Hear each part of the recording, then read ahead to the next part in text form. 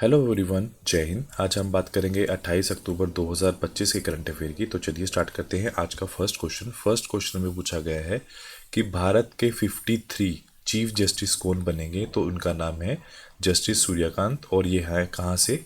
ये है हरियाणा से। और हरियाणा के कहाँ से हैं? ये हिसार से हैं। उसके बाद हुआ क्या है रिसेंटली, जो सीनियर एक चीज़ आप याद रखोगे कि जब भी कोई पुराना जो चीफ जस्टिस रिटायर होने वाला होता है, वही अगले चीफ जस्टिस का जो नाम है वो सरकार को नॉमिनेट करता है, जिसकी वजह से वो जो नेक्स्ट सीजीआई बनते हैं उसकी सिफारिश रखती है उसके नाम की, और उसके बाद उनको बना दिया जाता है। अभी हुआ क्या है रिसेंट में, सीनियर जो जज हैं जस्टिस सूर्यकांत देश के 53 चीफ जस्टिस ऑफ इंडिया हो सकते हैं।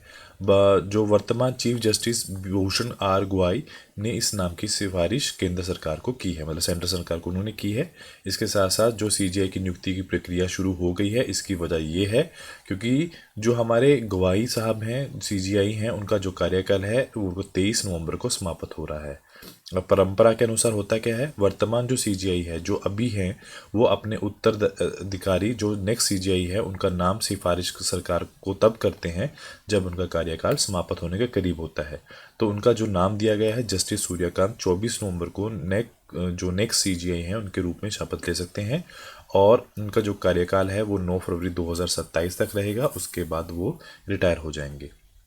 उसके बाद अगला क्वेश्चन, अगली बात ये भी है कि जो नेक्स्ट 4 जो चीफ जस्टिस ऑफ इंडिया रहेंगे उनको भी देख लेते हैं। 53 में हमें पता लग गया कि जो जस्टिस हैं सूर्यकांत हैं वो बनेंगे। अब 54 कौन बनेंगे?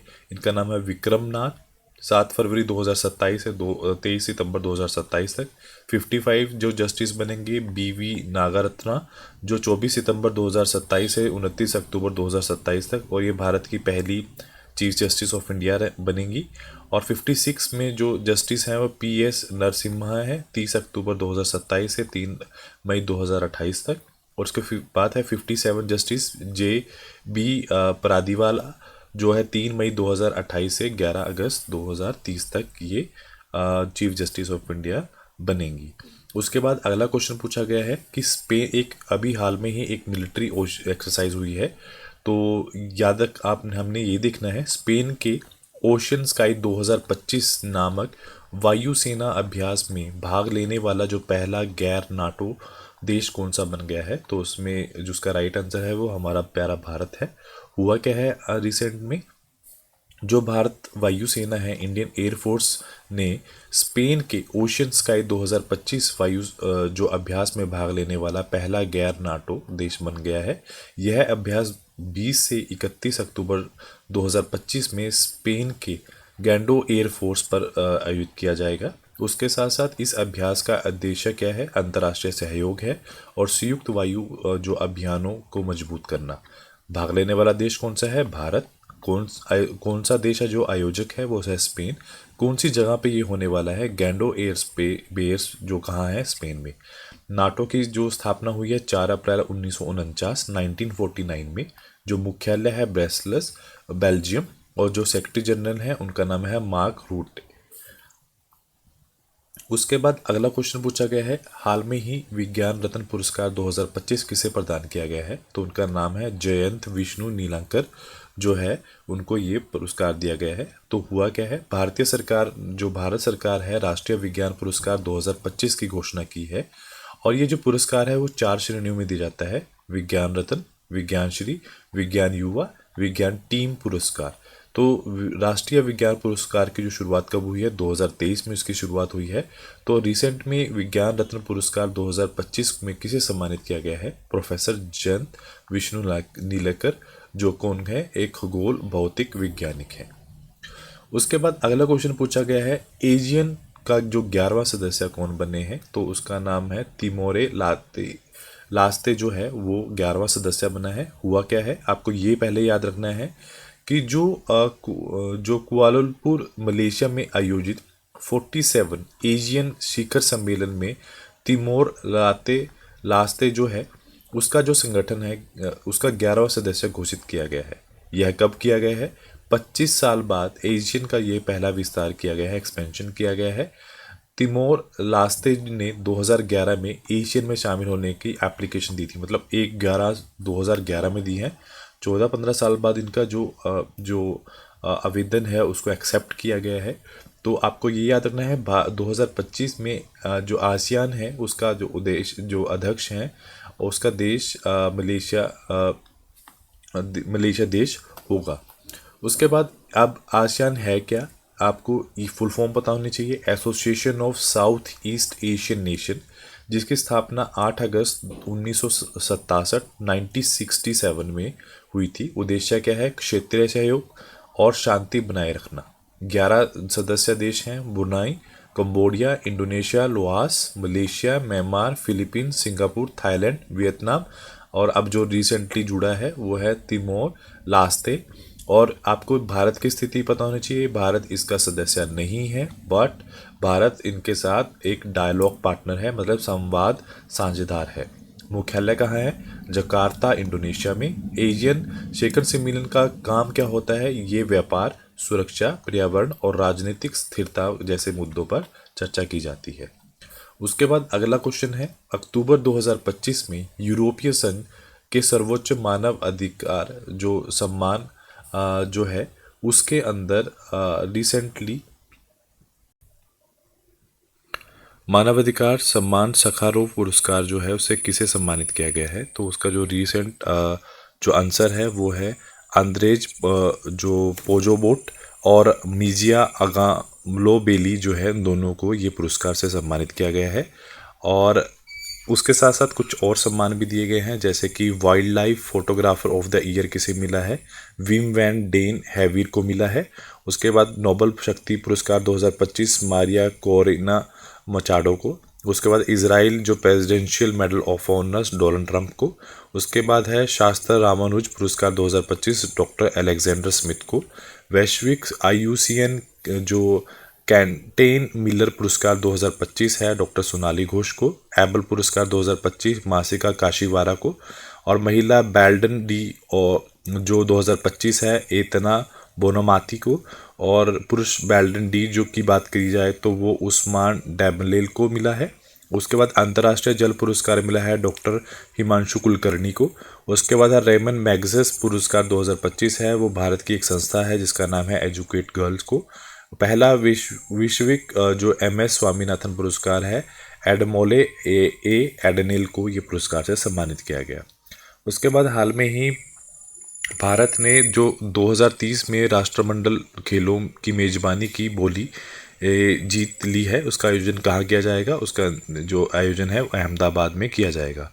तो हुआ क्या है, केंद्रीय मंत्री जो है अमित शाह ने बताया है कि राष्ट्रमंडल संघ जो है कॉमनवेल्थ एसोसिएशन में भारत ने 2030 की मेजबानी होस्टिंग राइट के लिए मंजूरी दे दी है। अब हुआ क्या, कॉमनवेल्थ के 2030 का जो आयोजन है वो भारत के अहमदाबाद गुजरात में होगा। एक चीज़ आप ये भी याद रखोगे कि भारत में इससे पहले एक बार यानी मतलब 2010 को नई दिल्ली में राष्ट्रमंडल खेलों की मेजबानी कर चुका है। अगर हम पिछले कॉमनवेल्थ की पहले की बात करें तो 1930 में हैमिल्टन कनाडा के अंदर पहला कॉमनवेल्थ गेम हुआ था।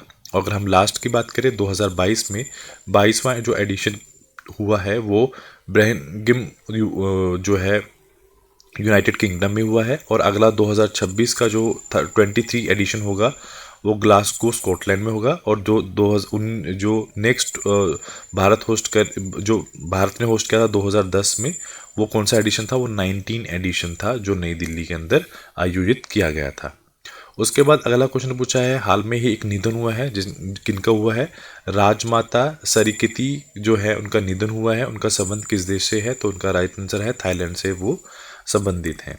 हुआ क्या है, जो थाईलैंड की जो क्वीन है मदर सरकिति को 24 अक्टूबर 2025 में 93 वर्ष की आयु में इनका निधन हो गया है। सरकिति कटियाकर का जन्म 12 अगस्त 1932 मतलब 1932 में बैंकॉक में हुआ था। वे थाईलैंड के राजा विजरालोंगकोर्न की माता और देश के सबसे लंबे शासनकाल वाले राजा भूमिबोल अदुल्यादेज की पत्नी थी। जो क्वीन सरिकिति ने ग्रामीण विकास, पारंपरिक जो हस्तशिल्प है, पर्यावरण संरक्षण, कई जो परियोजनाओं पर नेतृत्व भी किया है। अगला क्वेश्चन पूछा गया है कि उसके साथ साथ कुछ और भी इम्पोर्टेंट निधन हुए हैं, जैसे कि गोवर्धन असरानी जो है प्रसिद्ध अभिनेता, जुबिन गर्ग जो असम के मशहूर singer, Giorgio Armani fashion designer, नागनेशन राज्यपाल नागालैंड के, सत्यपाल मलिक पूर्व राज्यपाल जम्मू कश्मीर, शुभू सोरेन पूर्व मुख्यमंत्री झारखंड, बसंती देवी शिक्षावाद व समाज सुधारक, मेघनाथ देसाई अर्थशास्त्री व एवं लेखक, विज्ञापन जगत के दिग्गज पीयूष पांडे और एलन बर्गमैन ऑस्कर विजेता गीतकार का हाल में ही निधन हुआ है। उसके बाद अगला क्वेश्चन पूछा गया है कि अक्टूबर 2025 में राष्ट्रपति द्रौपदी मुर्मू ने किस राज्य में स्थित सबरीमला अयप्पा मंदिर के दर्शन करने वाली भारत की पहली महिला जो है राष्ट्रपति बन गई है, तो उसका वो कहाँ पे प्रेजेंट है वो मंदिर, वो केरल के अंदर प्रेजेंट है। अब हुआ क्या है, और आपको ये भी याद रखना है कि ऐसा क्यों हुआ है कि वो ये जो मंदिर है वो सुर्खियों में क्यों रहा है। सबसे पहले है राष्ट्रपति द्रौपदी मुर्मू ने देश की पहली महिला राष्ट्रपति बनी है जिन्होंने सब प्रसिद्ध सबरीमला अयप्पा मंदिर केरल में पारंपरिक रीति रिवाजों से ये पूजना अर्चना की। उन्होंने सर पर इरुमेटिकेटू जो एक पवित्र गठरी होती है उसको रखकर मंदिर में 18 सीढ़ियों चढ़ी हैं। उनसे पहले जो केवल एक ही राष्ट्रपति थे जिन्होंने इस मंदिर की यात्रा की है, जिनका नाम था पीवी गिरी, और ये 1970 दशक की बात है। अभी हुआ क्या है, यात्रा का कारण क्या रहा है, सबरीमला जो मंदिर में हाल में ही जो स्वर्ण परत है गोल्डन प्लेटिंग के काम में धोखाधड़ी और चोरी के आरोपों के कारण ये सुर्खियों में रहा है। उसके बाद अगला क्वेश्चन पूछा गया है कि क्या पृथ्वी का जो नेक्स्ट 2 चांद है पृथ्वी के ऊपर, इस कन्फ्यूजन में वैज्ञानिकों ने नई चीज़ों को उजागर किया है। तो हुआ क्या है, अक्टूबर 2025 में नासा ने जिस 60 साल पुराने एस्ट्रॉयड्स हैं को पृथ्वी का दूसरा चांद यानी कि जो है क्वाजी मून घोषित किया है। उस वैज्ञानिक क्या नाम, उसका नाम क्या है वैज्ञानिक, तो उसका नाम है 2025 PN7। अब हुआ क्या है, अब 2025 PN7 एक छोटा एस्ट्रॉयड है जिसका जो व्यास है जो लगभग वो 18 से 36 मीटर के बीच में है। पैन स्टार जो टेलीस्कोप से ये हवाई में ये खोजा गया था। सूर्य की परिक्रमा ऑर्बिट की उसी तरह करता है जैसे पृथ्वी, और इसीलिए इस पृथ्वी के साथ साथ चलता हुआ प्रतीत होता है। नासा के अनुसार जो ये एस्ट्रॉयड है 60 वर्षों पृथ्वी के साथ बना हुआ है और 2083 मतलब तक ये ऐसा ही रहेगा। इससे वैज्ञानिक वर्गीकरण में जो क्वाजी मून भी कहा गया है, क्योंकि यह पृथ्वी की का प्राकृतिक उपग्रह नहीं है बल्कि सूर्य के आसपास पृथ्वी की गति के समान तालमेल में घूमता रहता है। उसके बाद नेक्स्ट क्वेश्चन पूछा गया है कि अक्टूबर 2025 में जो किस राज्य ने वियपिन और फोर्ट जो कोची को जोड़ने वाली जो पहली पानी की सुरंग नीचे की सुरंग बनाई है उसकी घोषणा जो की है वो किस राज्य ने की है, तो उसका जो राइट आंसर है वो है केरल ने ये इसकी घोषणा की है। हुआ क्या है, अब सुरंग यह जो सुरंग है ये अरब सागर के नीचे से गुजरेगी और कोची पोर्ट के जो है शिपिंग चैनल को पार करेगी।